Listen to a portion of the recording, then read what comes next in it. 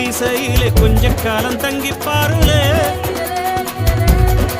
கூரையின் ஓட்டை வீரி செல்வாடி நட்சத்திரம் எண்ணி பாருலே கூவும் செல்போனின் நச்சரிப்பை அணைத்து கொஞ்சம் செல்வண்ணின் உச்சரிப்பை கேட்போ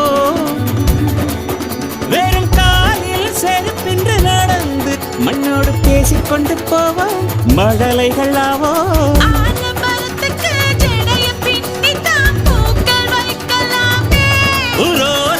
ஐயனாரிடம் கத்தி வாங்கித்தான் பென்சில் சீவலாமே